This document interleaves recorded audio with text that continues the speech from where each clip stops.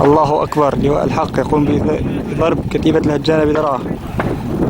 23/8/2016. الله أكبر، الله أكبر، الله أكبر، الله أكبر. لواء الحق يقوم بضرب معاقل النظام كتيبة الهجاني. الله أكبر، الله أكبر.